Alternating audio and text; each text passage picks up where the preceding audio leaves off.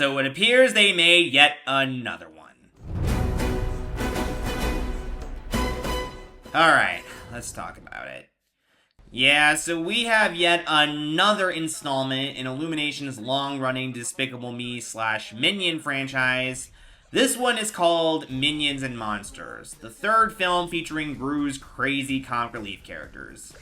And I know what you're all thinking, and it was also the same reaction that I had when Illumination first announced it. You've got to be kidding me. Another one of these? Because, yeah, I'm not gonna lie. When it comes to Despicable Me, I'm just simply tired, man.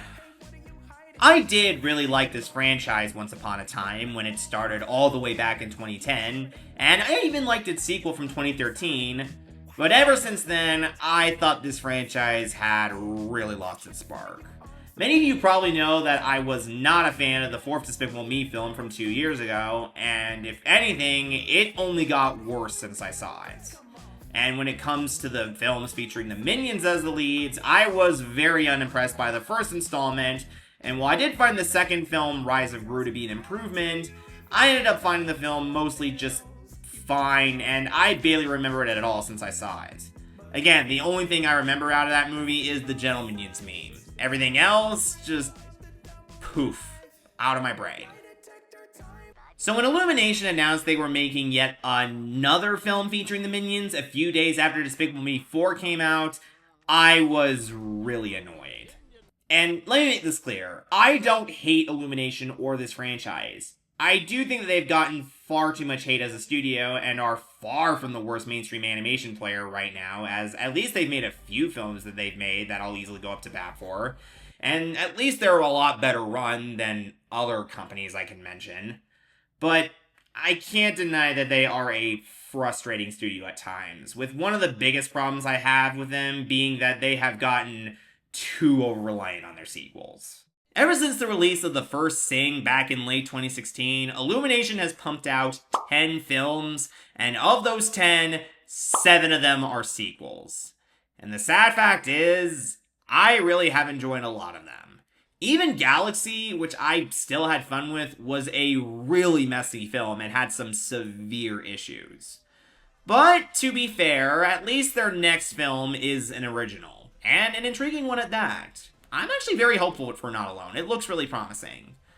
But getting back to what I was saying, Illumination's sequels have been a bit bumpy for me. So you can imagine how hard I was rolling my eyes when Illumination announced that they were making yet another Minions installment.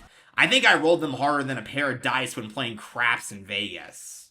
Like, really? Another one of these? Come on, man. But as the film was gearing up for release, I was starting to become a little more intrigued by what this new film had in store.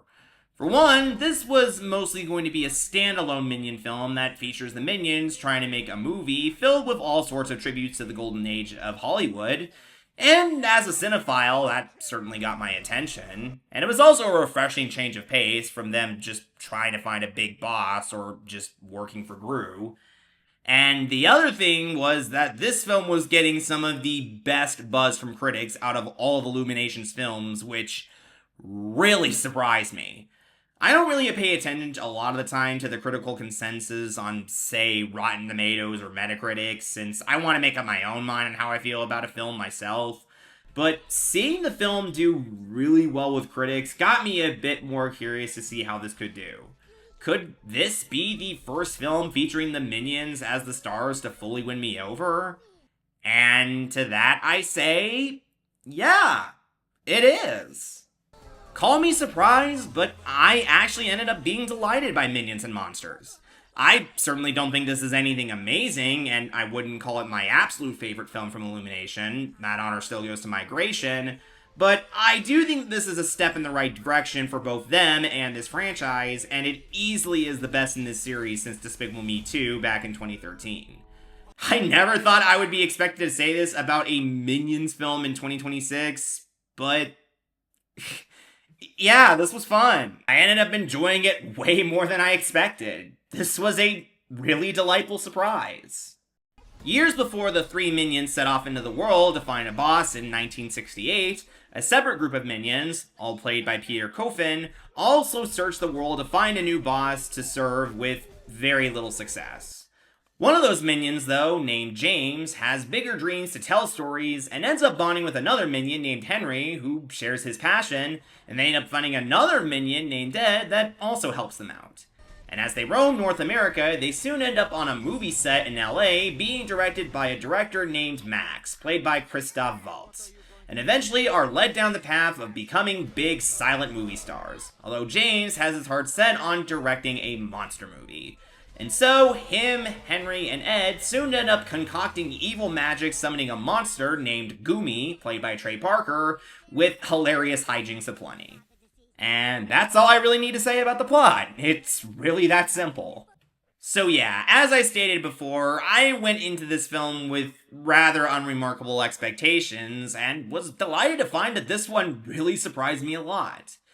And it really started to make me think, why did this film finally click with me after the last four films in the Despicable Me and Minions franchise left me cold?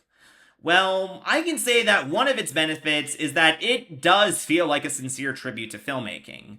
The film is directed by the Minions voice actors Pierre Coffin, who directed the first three Despicable Me films as well as the first Minions, and unlike Minions and Despicable Me 3, which he has gone on record and stated he is not proud of, this feels like a film where he is able to put a lot of his passion and creativity into, unlike the previous entries where he might have felt compromised. And I can feel his passion for cinema here, because this does feel like a really fun and goofy tribute to film history. And it really does work for the Minions, given that these characters kinda do feel like silent movie stars. The film is littered with a lot of funny movie cameos and tributes from the likes of comedic geniuses like Charlie Chaplin and Buster Keaton, as well as goofy sci-fi B-movies and even black and white noirs, and it never once feels like it's trying too hard to impress or feeling like a massive eye is winking right in front of you. It does feel like it's really passionate and sincere, and above all else, it is actually really funny. I don't remember the last time I was laughing quite a bit watching one of these films, but this is the film that finally gives the Minions some of their funniest moments in years, and I really was having a great time at some of their hilarious hijinks. Like, if you told me that a Minion movie would be referencing Babylon, Damien Chazelle's exceptionally raunchy and polarizing film about Hollywood, I would not have believed you. But here we are, a Minion movie referencing Babylon, and it is glorious. Babylon rules, for the record. One of the best moments in the film comes when silent films are starting to be replaced by the talkies, and the Minions really fail to adapt to it because of their nonsensical language, and it works. It really works. Like, it's a really smart and cleverly thought out joke. And all the set pieces don't feel like they overstay their welcome like the previous movies. They do have plenty of great hijinks and comedy that work throughout, and I didn't find myself getting tired, which I would expect nowadays from one of these films. Though the thing that really felt refreshing about this movie is that it finally played into a strength that works best for Illumination: having a very simple story.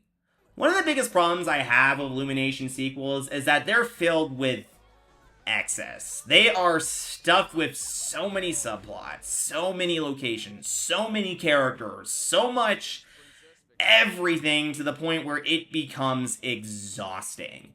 The best description I can give these sequels is that they feel like ice cream sundaes that have way too many toppings on them and feel like they need to be cut down. Just overwhelming to the point where you're just like, I can't do this. So it felt like such a breath of fresh air to finally see this film keep everything simple and very straight. It only has one major plot, the Minion James trying to make a monster movie, and a subplot with another Minion named Dick trying to find a new boss. And that's all it needs. And I am so relieved that this film isn't overcrowded, because it could have so easily fallen down that trap like other Illumination sequels, but it doesn't, and I'm happy. I will confess that the film's first half, though, is indeed better than its second. The film is at its best when it's just the minions indulging in movie history, and it really does work better than the second half when Gumi enters the picture. It's nothing too bad, but it does feel like what you would expect out of this franchise, and it's not as creative as it could be. There's also a subplot where Dick and his group of minions meet a robot played by Jesse Eisenberg and treat him as a leader, and that does start off kind of funny, but it does overstay its welcome a bit. Though, I still did have fun watching it, and it certainly didn't annoy me like I was worried it would. The other thing that did surprise me about this film is the fact that the characters are also very solid, and it's the first time ever where the minions finally fully worked front and center. One of the biggest problems with both of the previous Minion films, apart from their stories, is that the characters were always engulfed by the supporting cast. They just didn't seem to have the backbone to fully carry their own film, and a lot of the other characters, like the family they hitchhiked with or Gru, had to do most of the heavy lifting instead of the minions. Not to mention, all of them just seemed to blend together into one homogeneous mess. It was kind of hard to really tell some of these minions apart. It got me thinking that maybe these characters were just never meant to be the protagonists and were always better off as comic reliefs. But this film finally gets them to properly shine. The supporting cast is very much the supporting cast, and the minions are very clearly the star, and it never gets to the point where it feels overwhelming. One of the problems with taking a comic relief character and putting them front and center is that a lot of the actions they do just won't be funny when they're the protagonist and not a supporting character. It's a big reason why Cars 2 is a massive failure. You can't take a character doing stupid things seriously when they're supposed to be the main character. It doesn't allow them to be relatable. And yeah, there's some typical Minion shenanigans here, but never to the point where you lose interest in them. You want to see James get to make this film, and it's cute. And I will just say that the supporting cast is a hoot. Christoph Waltz and Jeff Bridges really get to shine as the director Max, and the latter as the heads of the film studio respectively. They're both pretty funny.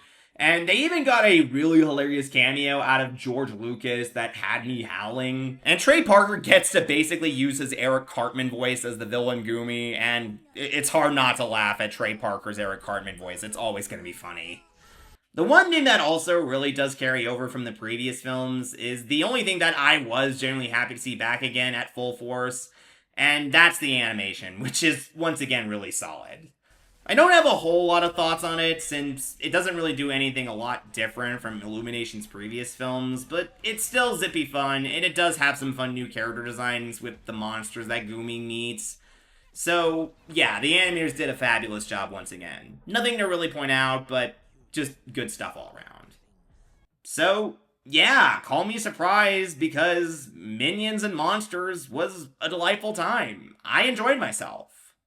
While it does lose some steam in its second act, it's still a really good time thanks to its funny story with sincere tributes to filmmaking, zippy animation, and hilarious characters who allow the Minions to fully take center stage and not upstage them themselves. I never thought I would be saying this in a long time, but this is the first Minions film I can actually give a recommendation to, and I do think that this is the best in the Despicable Me series since the second film, and a step in the right direction for Illumination. I don't think this film is going to win any awards, but it wasn't designed to. It was just made to be a fun, solid, goofy comedy about filmmaking, and you know what? It succeeds as that. So, I'll give Minions and Monsters an 8. For a film about films, this was a delight. After 13 years of failing to keep it successfully going, Illumination was at long last able to bring back some life to their dying first franchise, and I'm glad they did, because I ended up having a good time. With some solid laughs and good tributes to filmmaking, this is one film reel that I'll be happy to revisit in the future.